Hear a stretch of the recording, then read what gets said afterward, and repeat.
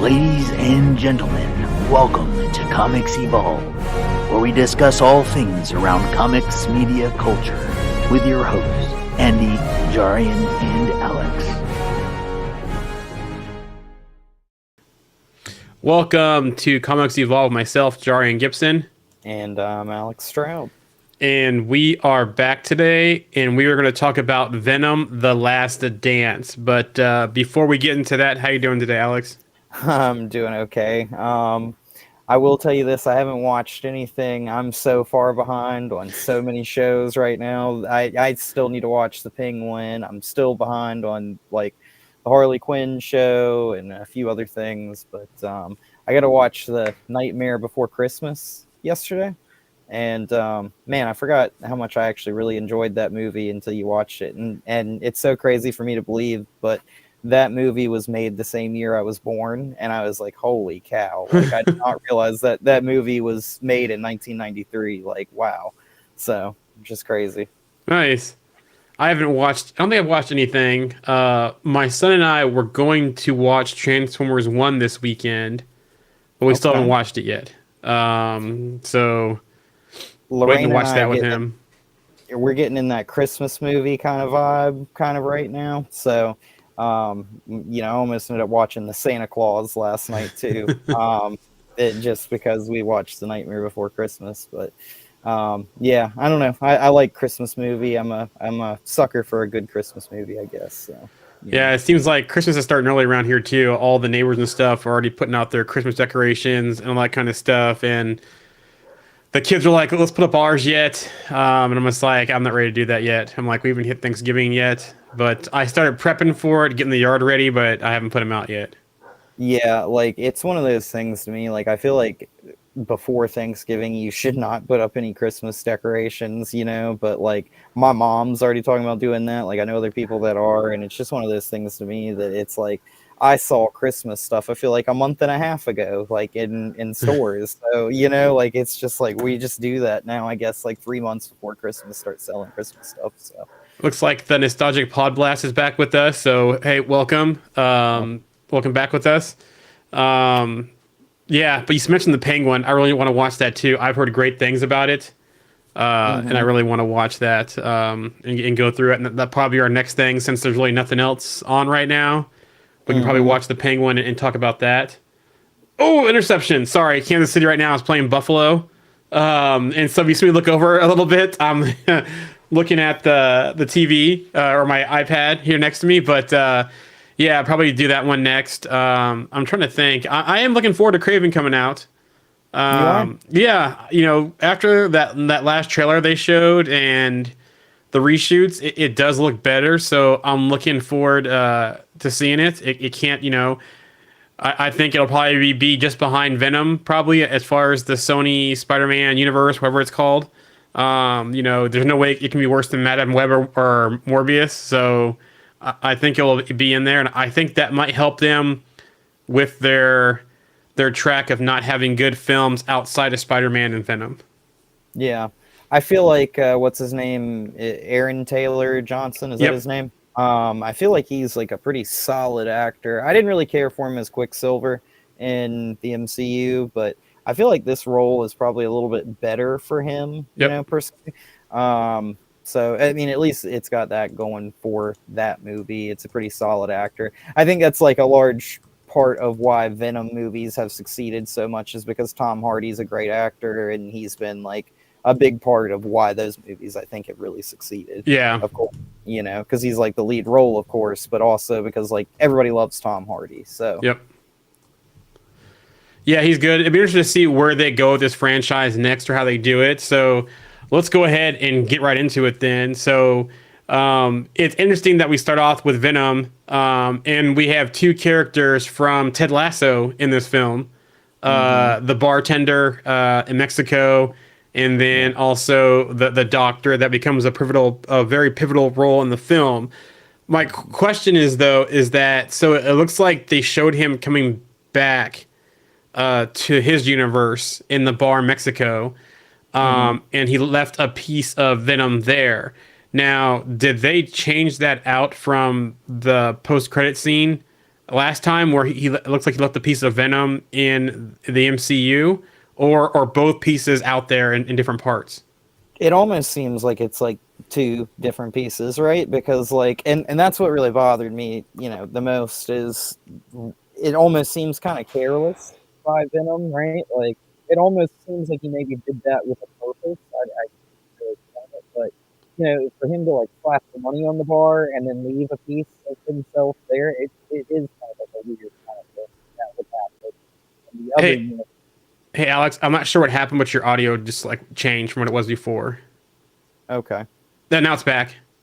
okay, um, You're good yeah, now. I don't, okay, but yeah, I was just saying like it's one of those things where it's so odd, right? Because it's like he did leave that other piece in the 616 universe, and then now he's left another piece of himself behind, which I guess would kind of imply that there's maybe by the end of this movie we'll talk about it more, but I think that is meaningful for the end of this movie as well. Yeah, So so I don't know if they tried to retcon that end of the last movie with the post credits, or if they're saying that there's a piece still in the MCU and that piece could find its way to Parker. It does sound like Spider-Man 4 is setting up a null connection, so maybe he'll get it, maybe Ned will get it, maybe mhm. what's his name, Flash, so will get it and become Oh, Agent Flash Venom. Thompson. Yeah, and Yeah. become Agent Venom. We'll see, but it's interesting because it looks like Toxin, which we saw the one cop with at the end of The Last Dance. I'm sorry, Let There Be Carnage.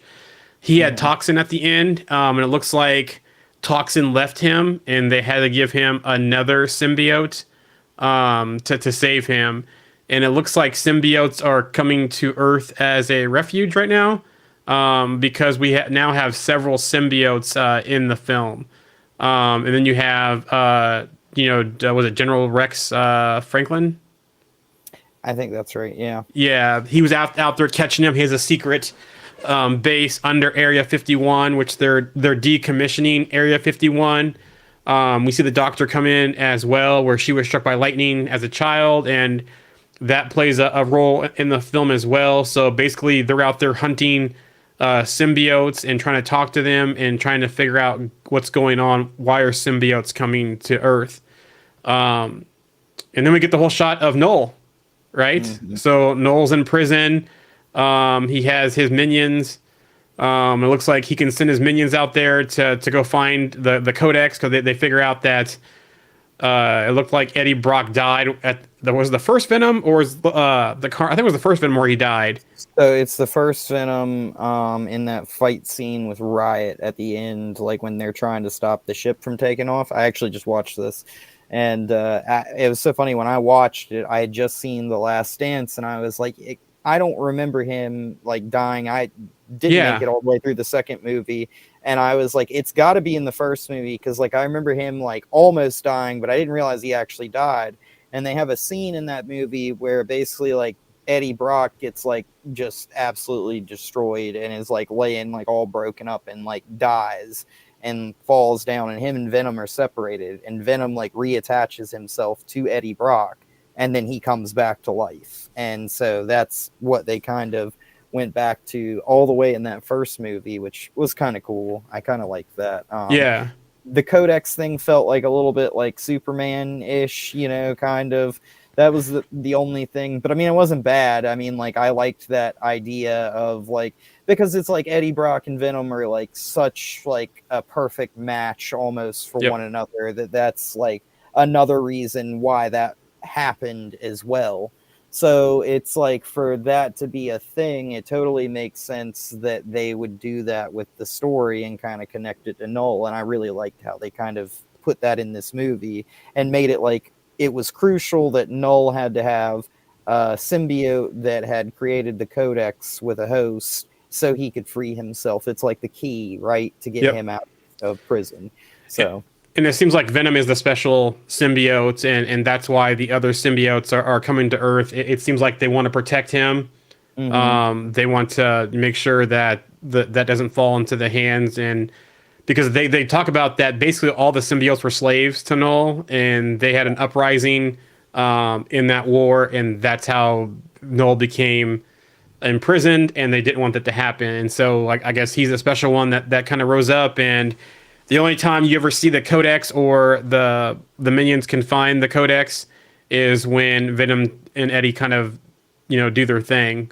As long as Venom's hiding, it's all good. But as soon as Venom comes out and helps Eddie, that's when they can see the Codex and they can tell where it's at and start coming after them. You know what really kind of like struck me, kind of like, I guess, like, not bad after this movie, but just something that I thought about, like going back to like Thor 4, like Love and Thunder, right? We knew, like, we had this conversation when we were trying to theorize on what the Necro Sword was going to be connected to, because we knew it wasn't going to be connected to Null. But, like, we were all sitting here, and I had, like, mentioned the Shadow Realm, and that's what it turned out to be. And I still can't believe it is the Shadow Realm that they ended up leaning with that connection to. But it's, like, weird, because I feel like that is one thing that I felt like they kind of robbed us on the Sony and MCU differences, was they should have connected those. You know? And they still can.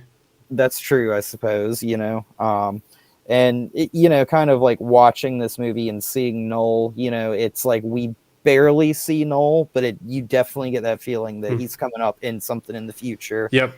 And it's going to be probably a bigger event, because he never really like made his step onto the board in this movie. You know what I'm saying? Like, he's just kind of stuck in prison and just kind of calling the shots, more or less, so.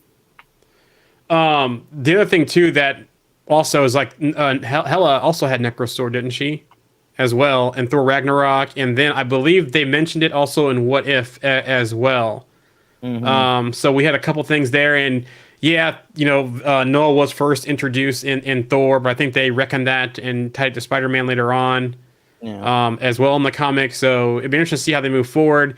But they definitely could tie the beginning of Thor: Love and Thunder back to Null, like maybe one of his minions or somebody had a symbiote from another planet, possibly. All that kind of stuff they could possibly do. So it'd be interesting to see where they go with this and go forward. But there is a lot of smoke on this tie into Spider-Man 4. Who knows if this will also tie into something within Secret Wars and Null being an ally possibly to Doom, as well, or something like that. So we'll see. We got a question here from the Nostalgic Pod Blast here asking us, are you fellas comic book collectors? I have some. Alex has some. I know those in the group do as well. I'm not as hardcore as I used to be. But what about you, Alex? Yeah, I mean, I've got. I haven't been like collecting a lot of the more recent stuff over like the last few years. I think like the last thing I bought was probably like a year or two ago. I was buying some Flash comics, and that was probably like one of the last things I've bought. But yeah, I intend to kind of go back here soon and kind of reread some of the Danny Ketch Ghost Rider stuff. I've been talking about doing that for a little while, and I want to kind of just take a really deep dive in a lot more of the older Flash stories and kind of just, start 50 years ago and kind of start reading up again and everything like that. But with the Danny Ketch stuff, I mean, all that's like kind of like 90s forward, so that I just like Danny Ketch, and I feel like I kind of just want to get caught up on that, because I kind of am hoping that we get a Danny Ketch Ghost Rider in the MCU at some point. So I wouldn't mind seeing all three of them. Yeah. So at some point, or just like a whole, like, it'd be kind of cool to see a Ghost Rider Marvel, what are they calling that? Marvel Spotlight, whatever that section of just Ghost Riders throughout history. Like, each episode takes on like a Ghost Rider, and we get that story, how they became the Ghost Rider, and then the next one, so forth. Yeah, I mean, like, I like Johnny Blaze, but I felt like, Nicolas Cage kind of ruined those movies for me and everything like that. But nothing against Johnny Blaze. And then, like, they kind of, I didn't like, it's not supposed to be that way, the way that they had the Rider, like, Blaze pass the Rider on to Robbie Reyes and Agents of S.H.I.E.L.D. That's not really the way it's supposed to work. But, it's one of those things that I did like seeing Johnny Blaze briefly in that, even though they did it that way. But I kind of hope they move on to like Danny Ketch or just somebody else. I did like Robbie Reyes as Ghost Rider. That season start with that car, like, That oh is the man, best L. season, Parker. and honestly, you can throw all of Agents of Shield, the rest of it away, and just have that season and be good. Yeah, yeah. I Um, Nostalgic Podblast asked us, "Are we comic book readers?" Yes.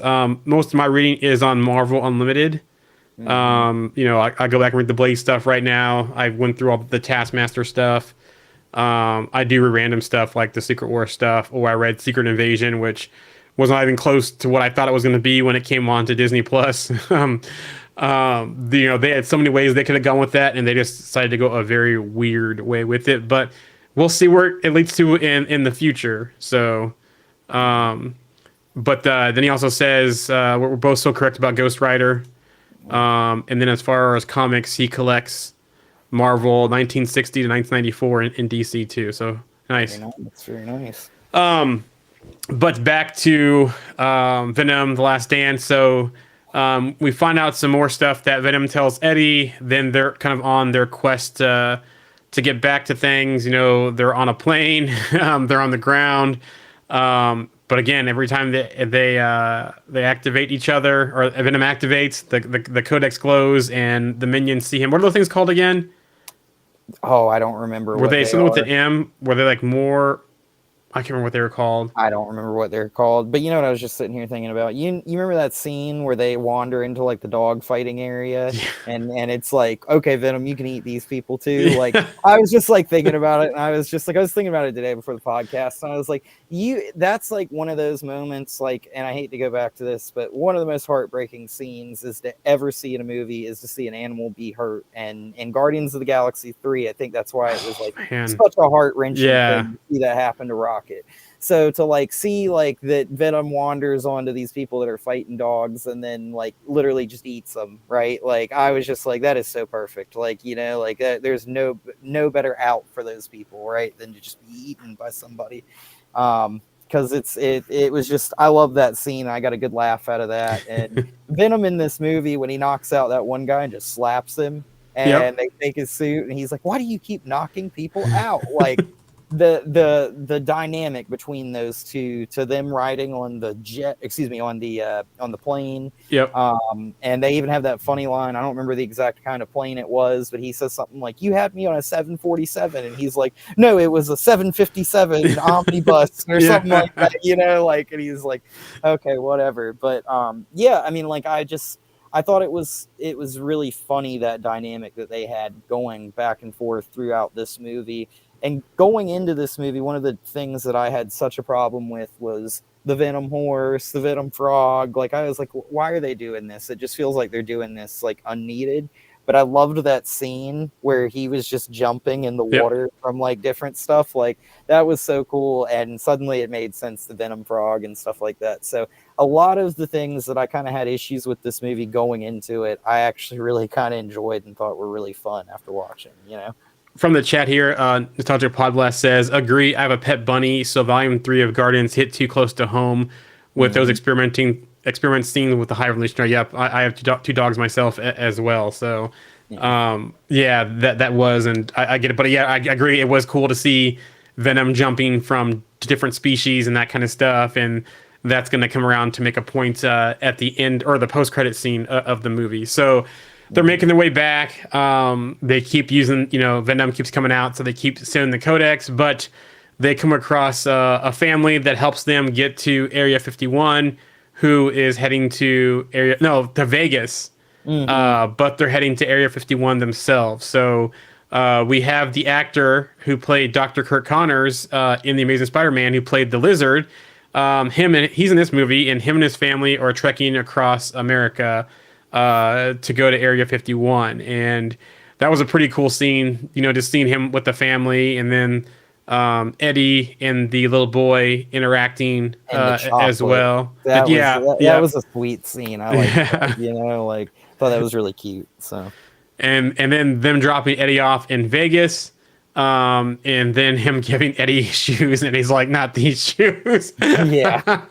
Because Eddie lost his he had shoes on, then he had boots, and he lost the boots on the air, I think, or one of them, or on the horse. I can't remember which one. I tell you what, he was having a time in this movie, right? Like he was looking rough, and he was always getting like the short end of the stick, because like like you said, he lost his shoes. His outfit was just absolutely just nasty. Like Venom was kind of like just dragging him like along for the ride and everything. And then once those creatures showed up, it was one of those things like he was actually out on the plane at one point, like Eddie was, Yep. So it was like that would have to be terrifying, right? Like if that was real. So it's just one of those things, like it's so funny, like watching how those two interact and go forward, and you really see like how the relationship has grown up to this point between Eddie and Venom.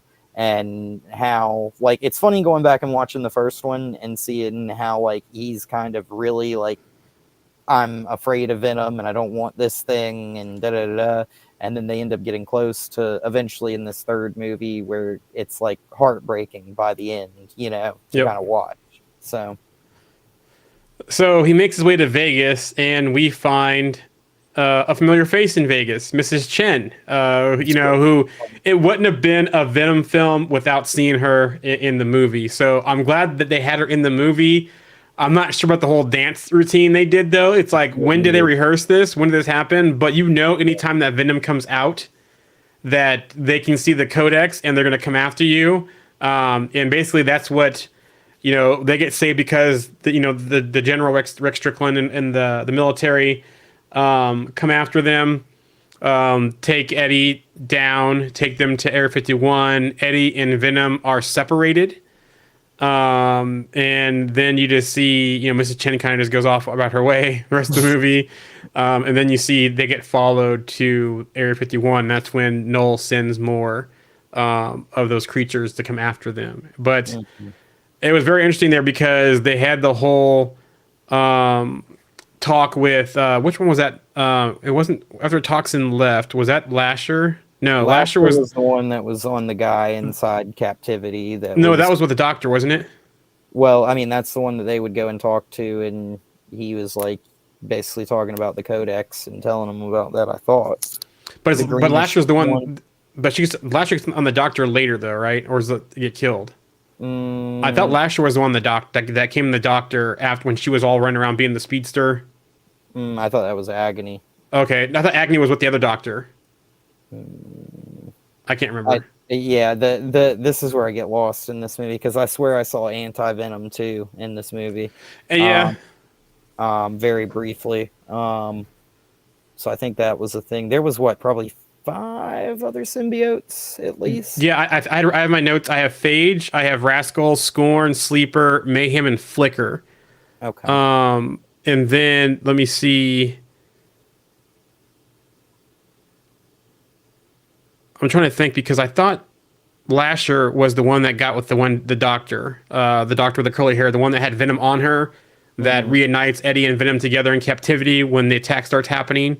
Yeah. And then Agony was with the other doctor she got at the end to kind of help finish the fight. But it was pretty cool. My son was just like boom, boom, boom, boom, boom. As we're watching the film, I was like, when did you learn about all these symbiotes? Because he was just going the entire time about the symbiotes during the movie, on the edge of his seat, all excited to see them.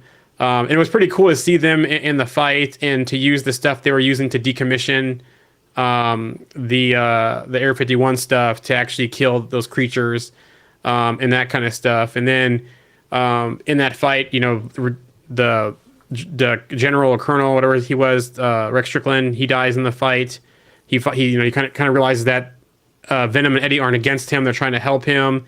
They save the family because the family sneaks in the Area 51, and then we see that big battle, and then it does seem like Venom does self-sacrifice to save the world, but we kind of find out that one, they clear Eddie in this whole thing. Eddie gets cleared.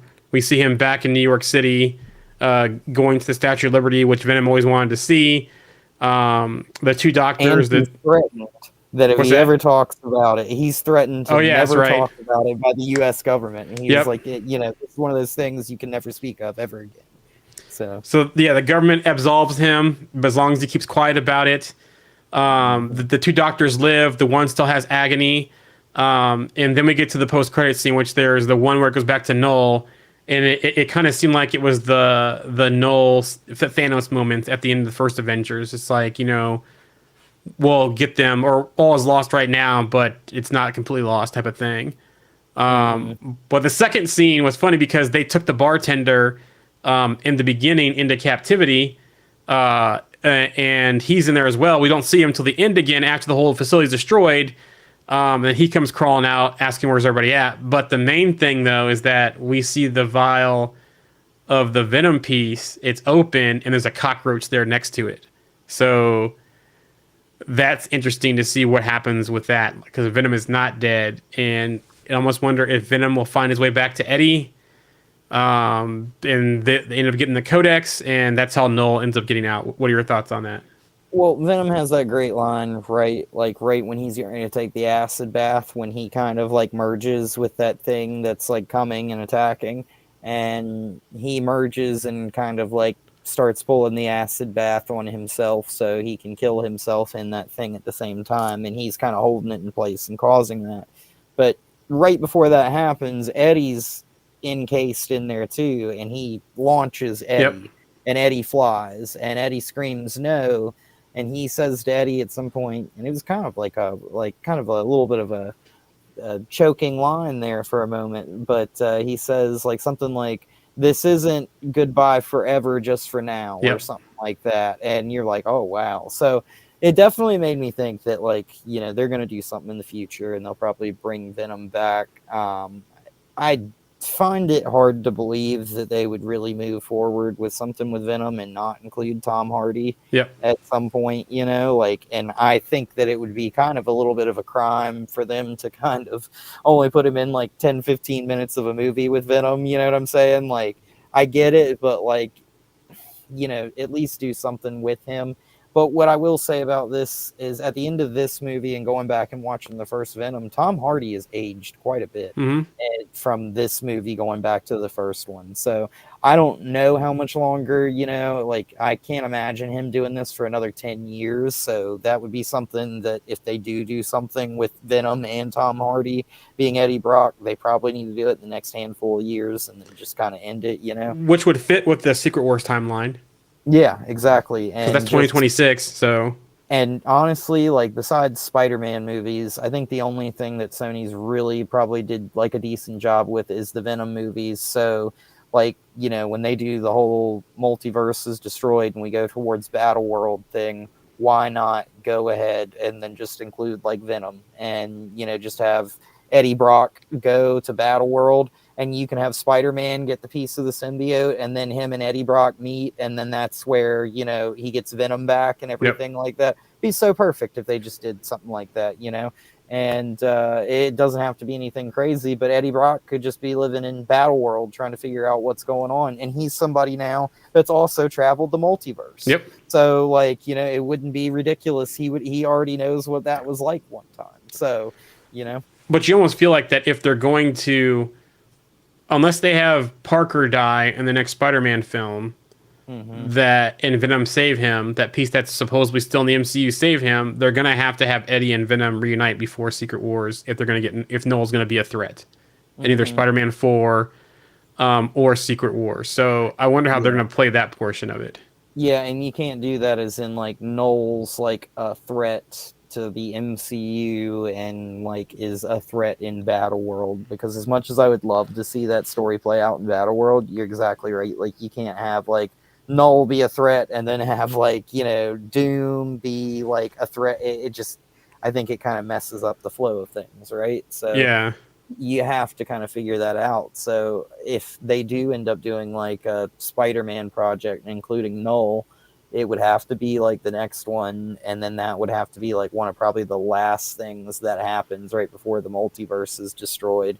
And then they could kind of play it into one of those things, like this is one of the many things that help destroy the multiverse or something, if they really wanted to, between the MCU and Sony. Unless they say that the multiverse being destroyed is what frees Null as well. So they could do that. Yeah, too, but after you establish that in Venom Last Dance, why would you change how that's done. It like I said, they either need to have Parker die at the very beginning of Spider-Man 4 and Yeah. have that piece of Venom find him in the MCU, and he creates the Codex, and that's what brings Null, or we're going to see some events before Spider-Man 4 with Eddie and Venom, because that's how they explain the Codex, and unless Marvel's going to basically just ignore that and throw that away, they're going to do something. So I wonder too that if we see anything in Kraven the Hunter that will tie to Venom at all. Yeah, for some reason I feel like that's going to be almost like in a Spider-Man universe, obviously, but I don't feel like they're probably going to connect too much to anything, in my opinion. But I feel like with Venom, the weird thing is like they have a few different directions they could take here, right? But I feel like this is something where it's like they need to figure it out and they need to move forward quickly, like pretty quick, because like, like you just said with the Battle World stuff, Secret Wars, all that kind of stuff, you got to do it before that. So that puts us on what, like the first movie, Avengers Doomsday, when does that come out? Like 2027? 2025? Oh, 2025. I thought it was. Oh, no, I'm sorry, 2026. Hold on, let me look it up to double check. It's not 2025. It's 2026, I think. Okay, well that's earlier. I thought it was 2027, so that's even earlier than I thought. So yeah, I mean that puts them on like that. They need to figure out what they're doing now. Yep, May 1st, 2026 is Doomsday. Secret Wars is going to be 2027. So yeah, I mean that's crazy because that basically gives them like a year and a half to kind of figure out what they're doing and make a movie and do something with it, So yeah, they're basically a year apart because Doomsday is May 1st and Secret Wars is May 7th. So they're basically a year apart, almost to a few days difference, but basically a year apart, same month. So yeah, they need to figure out something. I know there's chatter of Sony going with the Sinister Six movie, which right now, you got Vulture showing up at the end of Morbius, which I don't know how he got into that universe. You got a Vulture. You're gonna have Kraven. We did see Goblin in No Way Home. We're gonna have Rhino. Mysterio as well. I'll give them this. The Rhino looks better than the one in the Amazing Spider-Man. Yes. Right? Yeah. Oh, yeah. We're not getting a suit. We're getting a full thing. People complain about the face being it too, but there's comic precedence for that. I believe he went like full on Rhino in one of the storylines. I gotta double check, but I believe that he has in the past. So not having the human face is not a big deal. Maybe we'll get it at some point, but he did transform completely Rhino-like in the comics, so it's not unprecedented. So. Yeah. Oh, yeah. Doc Ock. Thank you. Dodger Plot Blast. So, yeah, we have Doc Ock. We're going to have Vulture. We're going to have Kraven. We're going to have Rhino. We're going to have Goblin. They can build a Morbius 2. I don't know how they're going to do that one. Or is Morbius going to be an ally? Or are they going to forget it? And then remember, in No Way Home, also, we saw like all those characters at the end when the multiverse was coming into play, and so interesting to see too. It'd be kind of cool to see like the three Peters in a Spider-Man project versus the Sinister Six. That'd be kind of a cool project. Yeah, I don't want them to lean so heavily on the three Peters thing. I know there's already that rumor out there that Andrew Garfield's coming back for something and might be in a movie with Tom Holland, and it's like after No Way Home, I think like. The problem with No Way Home for me is the excitement of that movie was seeing it in theaters with the three Peters. Now, kind of moving forward, I don't really have much rewatch value, I guess, So The Nostalgic Pod Blast says, "Thank gosh I own that Spider-Man Annual #1 from 1964, the first Sinister Six appearance in the comic books. That's a huge get right there." So, yeah. So. Besides connections, any closing thoughts on Venom: The Last Dance? Yeah, I mean, here's my thing, right? Like, so going into this movie, I really like the first one. The second one, I always struggle. I always fall asleep watching that movie. I don't know why. And it's like I've always thought Carnage was a cool villain. Like, I always loved the way he looked in comic panels and stuff like that. He's cool, like. And I kind of like that whole Venom and Carnage dynamic. But yeah, like I, for some reason, never can get into that second movie. But I went and watched this one anyways. Really enjoyed it. It's a very fun movie. The symbiotes are never anything that I've been like super into, but I do, I like Venom, I liked Carnage, and then like so I don't know all the symbiotes and everything. I've seen them in a few stories and stuff, but yeah, I mean they're cool. This was definitely entertaining. It was definitely a fun movie to watch, right? Like I kind of went in with not the highest expectations and came out pretty happy. So. Um, I can't complain. I think this movie was pretty solid. It was pretty fun, right? Like, I'd probably give it at least 6, 7 out of 10, at least, So, wasn't the greatest movie in the world, but I was pretty into that ending where Venom, kind of kills himself to save Eddie and everybody. And I thought that was pretty cool how they did that. And I feel like it's wrong if they don't do something more with this, and I don't think we'll get a Venom 4. And I feel like the pathway is probably for them to do something with Spider-Man, but Yep. we'll see. So solid enough for me. I would watch it again. So not that bad. In my opinion. So. Yeah, for me, I would say this is the second best Venom movie. The first one being the best one, this one being the second best, and the Carnage one the third. I like this movie a lot more than Let There Be Carnage. Mhm. Let There Be Carnage, it was an okay watch. I have not watched it again. I probably will not watch it again, but I'll Yeah. definitely watch this again when it comes out on streaming. I really enjoyed it. My son absolutely loved it. He actually called the last post-credit scene before it happened. We're sitting there at the end. He's like, you remember that vial? Because he's just sitting there talking to me as the credits are going. He goes, remember that vial? There's that vial that was still there. They haven't shown that yet. He's like, and he can jump to other species. I'm just Mm. like, okay, I'm looking at it, and all of a sudden it comes up, and it's like, dude, you called it. So he Yeah. was picking up on that pretty early. It was cool to see him and just his excitement. And so we'll definitely watch that again when it comes out on streaming. I do wonder where it's going to go, how they're going to do the whole null thing. Is Marvel going to throw away the whole codex thing they establish in this film? How they can explain that? I'm wondering about.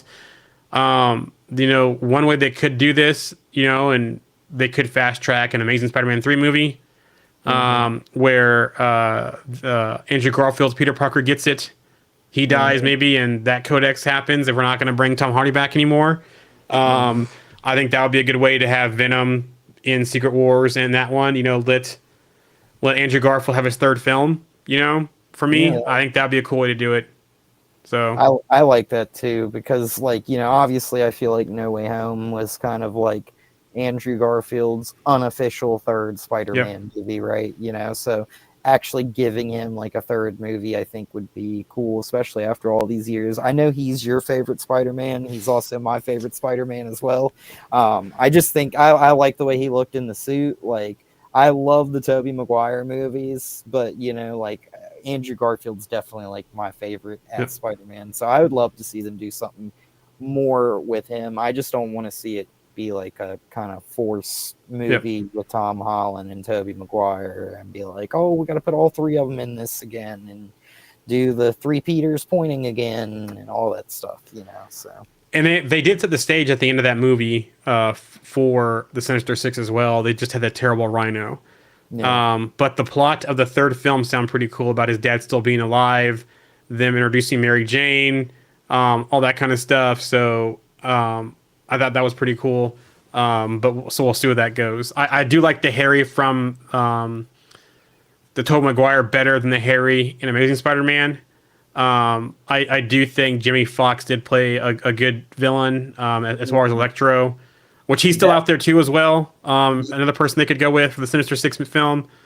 I also did like Kirk Connor's Lizard as well, another one they could go with too. So they have ways they can go with this. that movie, The Amazing Spider-Man 2, was actually on TV yesterday, and I watched part of it. And yeah, I mean, like you said, I didn't hate Jamie Foxx's Electro. I liked it. They have a very cool scene where Andrew Garfield, like all the people are running up the staircase trying to grab the handrails, and he's like, zipping through the air, like saving everybody. I love that scene. That's a very cool scene. I wasn't crazy about the Harry Osborn at Yeah. all in that universe. So weird. And they kind of had him do like a hobgoblin kind of type thing, and yeah, I didn't really care for that either. But that I feel like a lot of what Andrew Garfield did that I feel like I really enjoyed was that first movie versus the Lizard, right? Yep. Like that was a really good movie. And there's that one scene where he's fighting the lizard in the school and he webs him up and like a spider and he crawls all over him while he's webbing him up more and more and more. I love that scene. I think that's one of the most like visually like one of my favorite Spider-Man scenes. Where you have Stan Lee there with the headphones on, and they're in the background fighting, just in the library, just tearing things up, and Stan Lee has no idea. And throws it back at Lizard before it hits Stan Lee. That is so cool, dude. I love that scene. That's a great scene. That entire fight scene in the school and that Amazing Spider-Man movie is good. And then he grabs Gwen and throws her out the window, and then like slowly lowers her down. It's very cool too. So. He's a great Spider-Man. I'll say that. So it'll be interesting to see where they go and what they do. Let me see what Nostalgia Plot Blast has to say here. Thanks for the review. I will go see Venom: The Last Dance. All the negativity kept me away. It's a fun film, right? And like we said, we both think it's better than Carnage. We both watch it again. It's a fun film, and I think if this is the last Venom film, it was a good way, or Venom and Eddie Brock film. This is a good way to wrap up the series, but they left it open to where he could pop up again anywhere now. I think there's that one thing, right, where it's like there's that one plot point that might connect to Venom 2. I can't really confirm that because I haven't made it all the way through Venom 2. I always fall asleep every time I watch it, but it's that one guy. The cop. That had toxin, because he got toxin at the end of Venom 2, I think in the church, when they're fighting in the church scene in that one. And then so they find him, but then toxin left him to basically die, and that's where they gave him another symbiote so he could live. Yeah. So I thought, like, other than that, there's really not much, in my opinion, that really connects to this previous movie, other than the fact that it just kind of sets up that Eddie's on the run. Yep. That's it, So to me, honestly, like, not really going in, seeing the second movie or really remembering much about it, like, recently, and never really finishing it, I don't really think that impacted my viewing experience at all for this movie, And it's funny because he's on the run for killing that cop, which the cop is not dead. So it's the government playing their tricks. So yeah, which I did like that scene where he kind of realizes that, and even Eddie's, like so shocked that guy is alive, but he's just being used as a tool to kind of figure out more about the symbiotes by the government and the military. Yep, and why they're coming here and that kind of stuff. So yeah. So. All right, well, let's get on to the news then. Starting off, we have Black Panther 3 news. Via the Today Show, Denzel Washington has revealed that Ryan Coogler is writing a role for him in Black Panther 3. Now, is he going to be a villain? Is he going to be a friend? I could see him as being a mentor to young T'Challa as well. I don't think they'll make him a Black Panther, like maybe a flashback or that kind of thing. I think he's either going to be a mentor to young T'Challa, or he's going to be a villain. And there's a couple of villains out there that he could be, but it'll be interesting to see. Thank you, Ebony. Ebony says they love this movie, so I'm going to take that as The Last Dance. But yeah, it'll be interesting to see what they do, that he's writing a role specifically for Denzel. But, to me, this screams a mentor to young T'Challa, but I would not be surprised if he's the villain. Yeah, I do like the idea, though, of him being like the first Black Panther in a flashback or something like that, and there being some sort of historical significance to the story in this about the tale of the first Black Panther and all that kind of stuff. I think that would be really cool. That's something I'm not sure. I mean, Denzel's a big actor, right? So, I mean, I feel like this falls into that theory that we always have where it's like, it's great to use big names for lesser known characters, because I feel like that really helps, So if, he were probably cast as like a lesser known character, I feel like that would be probably beneficial here, but I can't think of who he could play, Like that one Reverend, what's his name? Akibi or Shibi? I can't remember his name. He's the Reverend kind of guy. That's a Black Panther villain. There's a couple other ones too. But yeah, it'd be interesting to see what role he plays and that kind of stuff. But you know what might be a clue? So Eyes of Wakanda. That's the next thing in the news. So Eyes of Wakanda, I have a synopsis. Okay. The adventures of brave Wakandan warriors throughout history. In this globe-trotting adventure, the heroes must carry out dangerous missions to retrieve vibranium artifacts from the enemies of Wakanda. They are the Hatut Zarze, I can't ever say this right. The special forces of Wakanda, basically. And this is their story. Now, could he be the leader of the Wakandan special forces? That the Hatut, I can never say this right. Zaraze, I'll call it. Can he be the leader of that?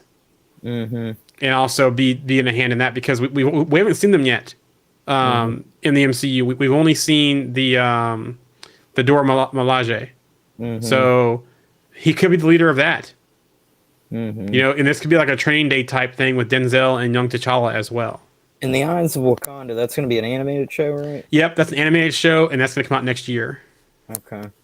Yeah, well, I mean, I feel like that's got to probably play some sort of important role, right? Like, I feel like the TV shows have been kind of like a, what is the term I'm looking for? Almost like a way for them to kind of communicate like stories a little bit more in depth in kind of like a transitionary kind of process. And I feel like, you know, kind of after Black Panther 2, we know that there's probably going to be some transition, because it doesn't feel like Shuri's going to stay the Black Panther, and it feels like, you know, we'll eventually end up with maybe like a young T'Challa aged up or something, maybe after Secret Wars or something, you know. And plus with Okoye being out there as the Midnight Angel, you know, the Dora Milaje kind of being fractured right now, this would be a good time for the Hatut Zaraze to come in as well, especially as they rebuild Wakanda.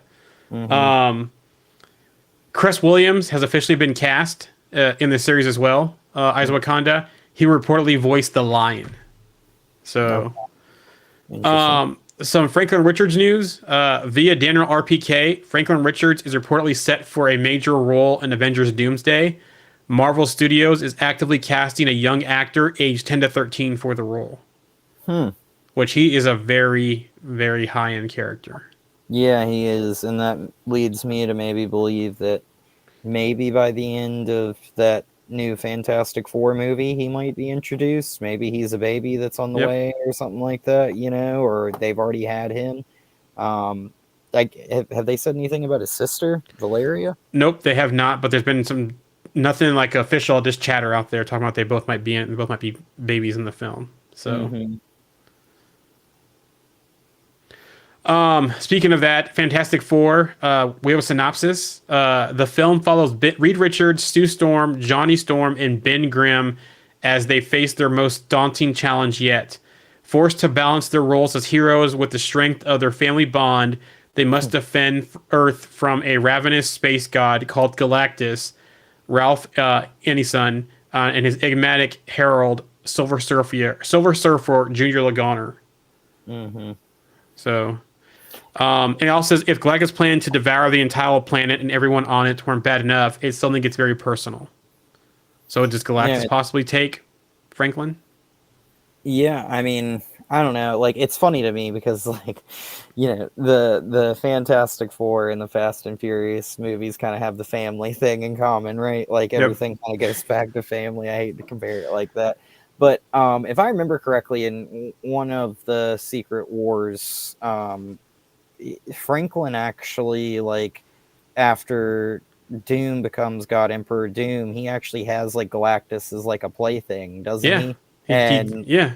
Yeah, so like it's like one of those things where it's like, you know, maybe this is one of those things. Like, and I also know there's a comic too where like basically Franklin Richards has like a conversation with Galactus before he like restarts the universe, you know. So it's like one of those things too where I feel like maybe there's some sort of Franklin Richards and Galactus connection that might happen at some point. That's why I feel like maybe Galactus might meet Franklin Richards in that Fantastic Four movie, but I feel like, I don't know, maybe that's a thing for Battle World or something, you know. So and if Galactus is, or if Franklin's going to play a major role in Doomsday, or is it did I say Doomsday or Secret Wars?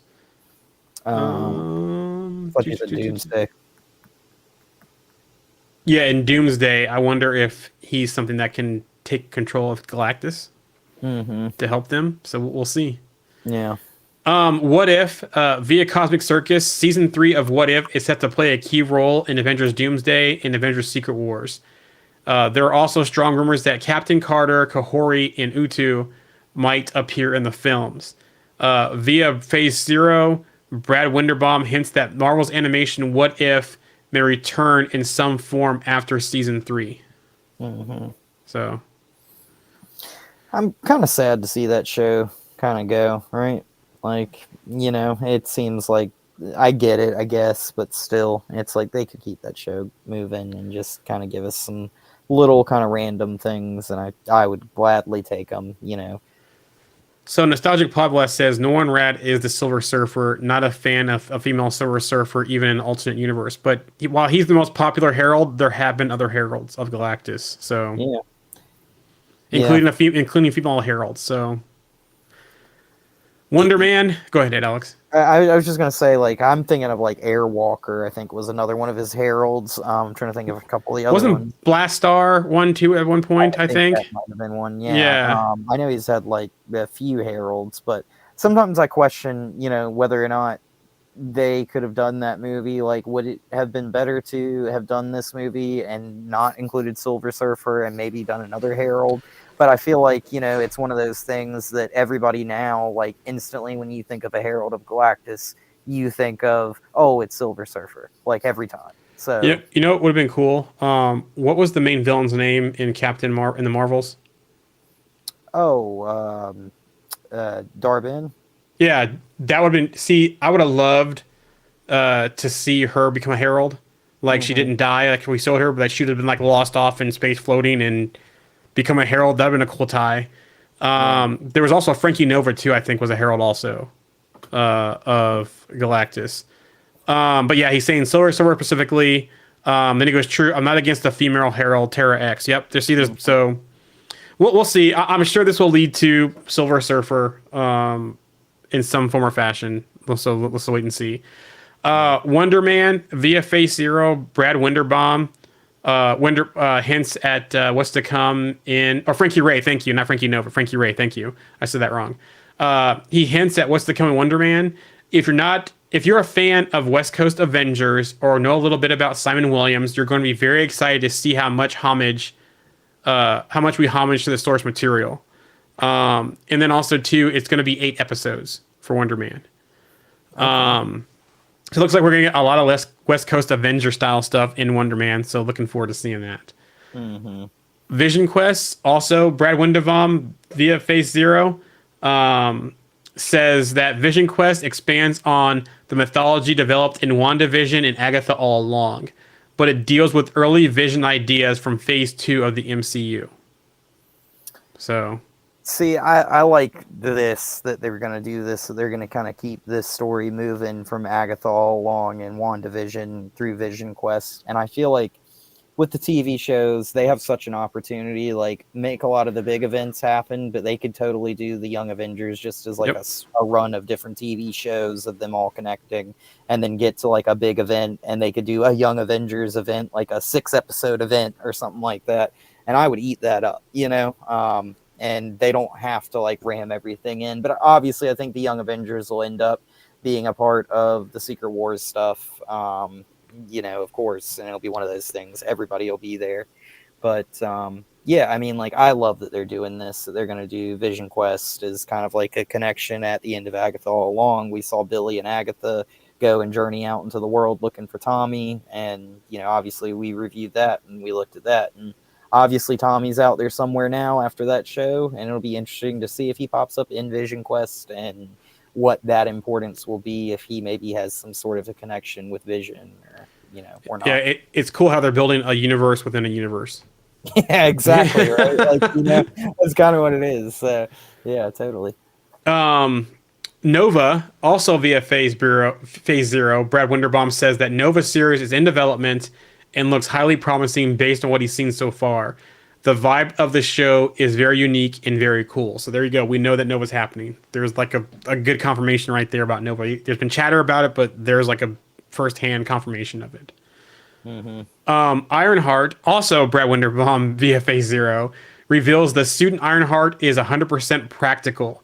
We used a lot of techniques that go all the way back to the first Iron Man film. That's pretty cool. So yeah, I'm looking forward to that one. I still hope we get the Armor Wars project because it'd be disappointing to not get that. Yeah, and I feel like Don Cheadle, like I love him as War Machine. Like Yep. I hate to say this, but it was like kind of an upgrade to get rid of Terrence Howard and go to Don Don't hate to Cheadle. say that. You're 100% right. Yeah, I mean Don Cheadle is so funny, you know. Yep. And like, you know, it's one of those things that I think he's been an absolute blast to have as Rhodey in the MCU and to see him play War Machine. So obviously we saw him in Secret Invasion. His role was very minimal, you know. But yeah, I would like to see him continue to do MCU movies for another 10 years or something, you know. So I want to see him go ham after the end of Secret Invasion.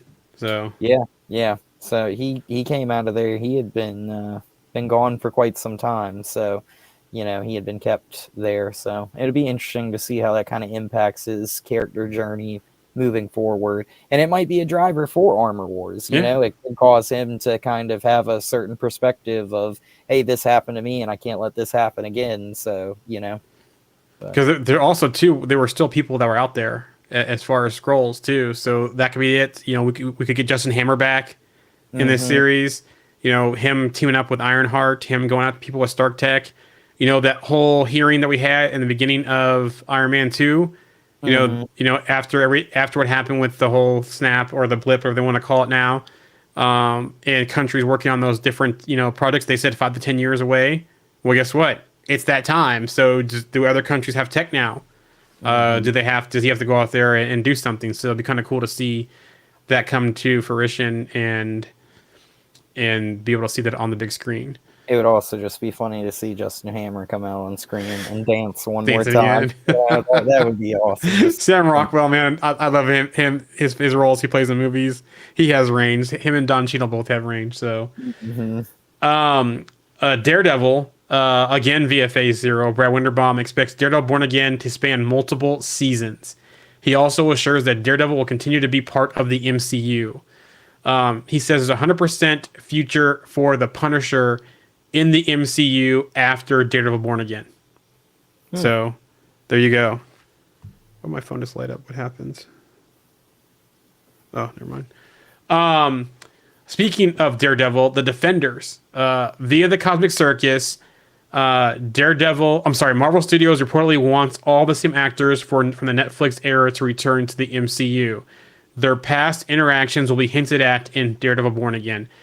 I'm not too surprised on that. I am surprised that they're going to bring back the Iron Fist actor. I wasn't the best fan of his role. I don't know if it was the way people keep saying that it was his choreography and that kind of stuff, but Jessica Henwick, her choreography was fine as Colleen Wig. So I don't really buy that. I think there's something more there. But with Marvel having full control over this, hopefully they can nip that in the bud. You know, it already sounds like what's her name is coming back for Jessica Jones already. There's already been talks about that. What's her Kristen or Ritter? Yeah, Kristen Ritter. Thank you. It didn't seem like Michael Coulter was interested in coming back just from the stuff out there, but I liked him as Luke Cage. Maybe they bulk him up a little bit more. Maybe they do a little bit different with them, but I think he was a fine Luke Cage. You know what I think was honestly one of my favorite things, and I felt like for me, I like Luke Cage, but I don't think I ever finished that show. And it wasn't that it was bad; it was just like you can only watch Luke Cage beat on people and get shot at so many times, and because like I mean he's just like a steamroller, right? Like he's just gonna keep coming, and you can't really stop him. So like I love that character, but I think the thing that really helped kind of Finn Jones playing Iron Fist was putting him together with Michael Coulter, because I feel like they actually had a better dynamic together than they had individually. Yeah, I agree with that. You know, so like where the other one kind of had some failings, I think the other one kind of picks it up. And I really kind of liked them like in some animated shows and a few other things, like as like a team, like Power Man and Iron Fist, you know, I like that. So seeing like Luke Cage kind of be like kind of like a team up, like that Defenders fight scene against the boardroom where him and Iron Fist like kind of just fight all those people in there. I love that scene, and you know, so I think they also have a scene like in a barber shop where Finn Jones meets, you know, him, and they're just kind of briefly having a chat. I like that. I think that was in the Luke Cage show.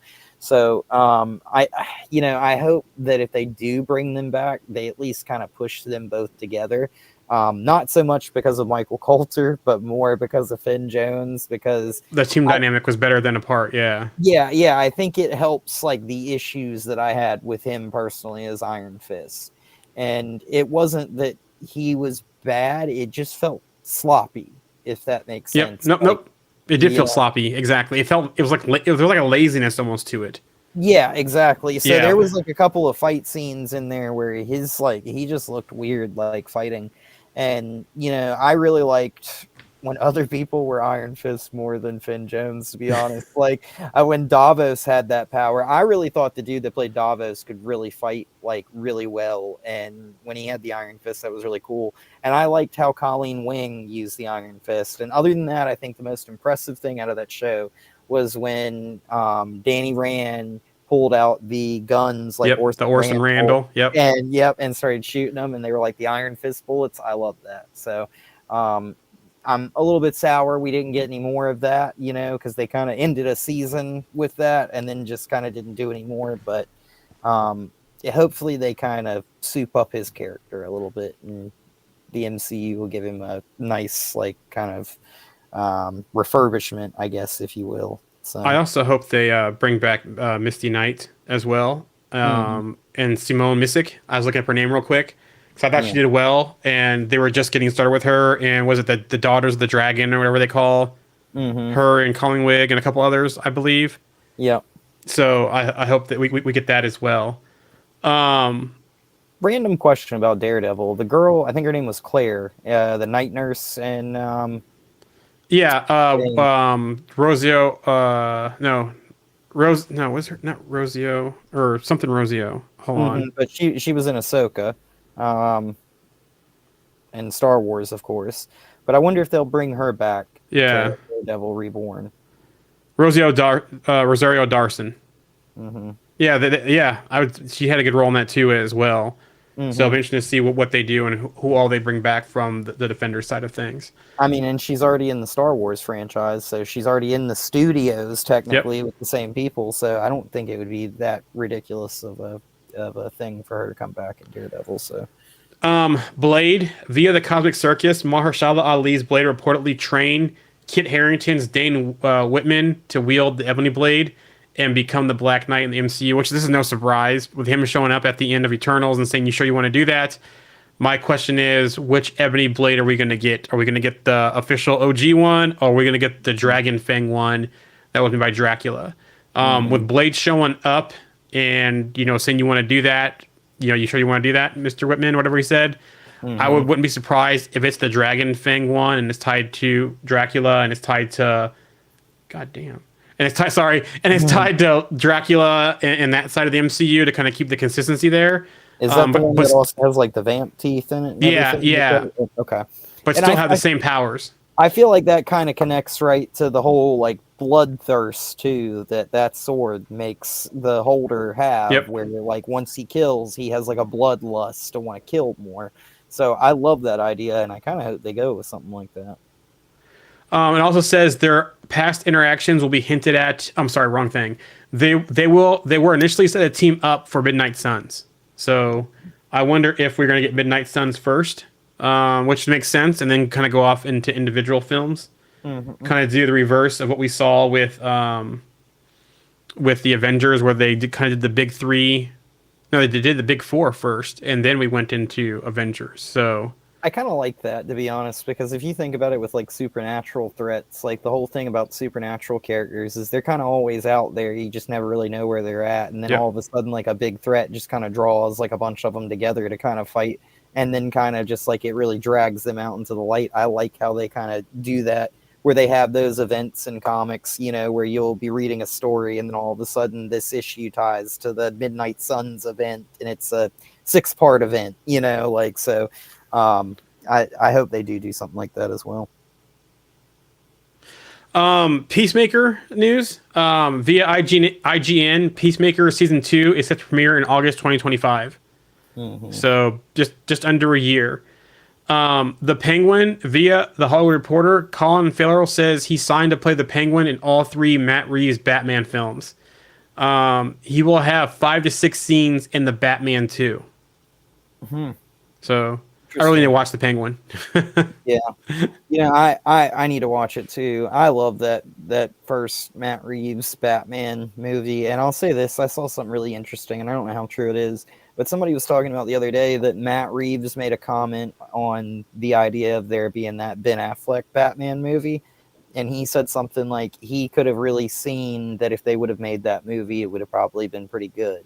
And I was like, that's a very interesting comment coming out of Matt Reeves, right? Like, you know, so because like I loved his version of Batman. It's obviously a more grounded version than I feel like Ben Affleck's was. Yep. But you know, a lot of people wanted that movie, so him to just kind of just bring that up, I feel like it's maybe a little bit of salt in the wound, you know, of people who didn't get that movie, wanted it really bad, and who knows, maybe that'll happen in the multiverse far away, or something, you know, but who knows? So, Blue Beetle news. Sholo Mariduna says he will reprise his role as Blue Beetle in the animated series. So he's going to voice it. So there's going to be continuity there, and hopefully, I want to see more Blue Beetle. I think the way they set up the end of that film, I really enjoyed that film. I see it on TV. I watch it. You know, what we watch as, you know, all of us together. So it's a fun film.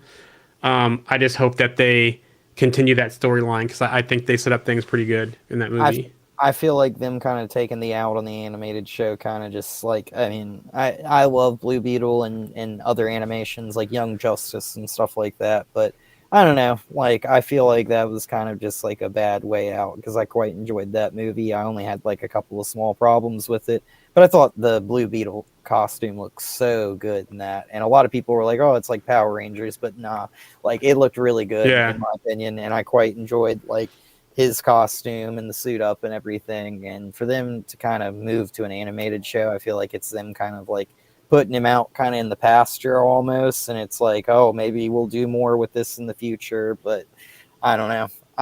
I felt like the whole stuff with Ted Kord and everything, they could have done a little bit more. And there should have at least maybe been one more Blue Beetle, you know, so. The last piece of the news is The Boys, via Collider. The final season of The Boys begins filming November 25th. So here in the next week or two, it's going to start filming. Actually, this week. No, I'm actually next Sunday. So. Wow. So, random question for you. Gen V, have they said that the next season is going to be like the last of that show, or have they talked about anything? I don't think they've said it's going to be the last, but I know they're done filming and it's going to be sometime next year. I just don't know if that's going to be the final season, which I guess they could continue that going forward. So I don't know. We'll see. Yeah, I'm just curious to see how that kind of ties into the main storyline at all with, you know, the next season of The Boys, especially when they finished off Gen V with Homelander, you know, basically like putting them down. Yeah. And so, and obviously, you know, we had the actor that played, the dude with magnetism powers. He passed away. Yeah. Yeah. So I know they'll probably handle that as like an off-screen kind of thing, but still, I'll be interested to see how that show kind of correlates with that final season of The Boys and where that kind of leaves things. Yeah, because they did some continuation because we saw Sam and was it Kate? The girl, the blonde? Yeah, we saw Sam and Kate. How they turned it on. They were the saviors, and now they were Guardians of Godolkin. And they were in the last season of The Boys, so helping out with the whole Homelander stuff. So I wonder if we're going to continue on that, and then find out where the rest of the crew is, since they were kind of trapped in one of those deep power rooms at the end of that season. Maybe it's them escaping and meeting up with the rest of the boys. Maybe we'll get them in the final season of The Boys. The next season will definitely be interesting to see how they do that, plus with the transition of the one character passing away as well. So, Yeah, who knows? And Newman's dead, if I remember correctly, from The Boys, right? So, Allegedly. yeah, allegedly. So, like, it could be one of those things where maybe since, what's her name? Marie had similar powers to her, maybe her powers are of some benefit. Yep. So, like Newman. So, it'll be interesting to see what they do with it moving forward. Yeah, So, it'd be interesting to see how Marie's powers evolve, because from what we understand, Newman, she's on a similar trajectory path as Newman was with her powers. yeah. So, Yeah. but that's all we have today. We'll probably be back once we watch the Penguin to talk about the Penguin. Unless something else pops up, we know film wise we have Craven. What If's going to drop like December, late December. I'm trying to think anything else major coming out. Man, it's hard to believe that it's already almost December, right? Like we're Mm-hmm. halfway through November. Like, man, this year has flown by, hasn't it? Yeah. So, what if we'll be I, here before we know it? So, any closing thoughts today? no, no. I'll just say this since the topic is Venom. The Last Dance. It's a fun movie. Like I said earlier, I'd give it like a 6 or 7 out of 10. I agree with you. I think it's better than the second one, and I still really quite like the first one. Rewatching it, I didn't realize like how enjoyable it is to watch. But Eddie, yeah. That middle movie aside, the other two movies in this trilogy have been pretty fun and nothing too crazy.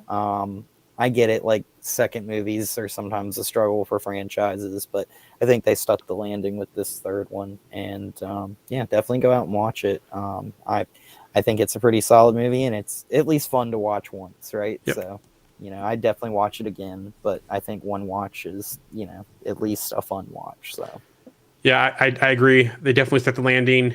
Definitely something I'll watch again. Go check it out. You can find us in the usual places. If you're not following the Facebook page, please follow it so we can get up that followers so we can stream to the page again. All the usual places are on here. Did add Blue Sky since a lot of the comic book people are migrating over to that. So we're Comics Evolve there as well, along with the Facebook group, the page, Twitch, Twitter or X, YouTube, and Trovo, and then Comic Evolve on Instagram, Threads, and TikTok. With that being said, if you're listening to the podcast, please like, subscribe, give us feedback. We always love that. Other than that, we will talk to you next time. see ya.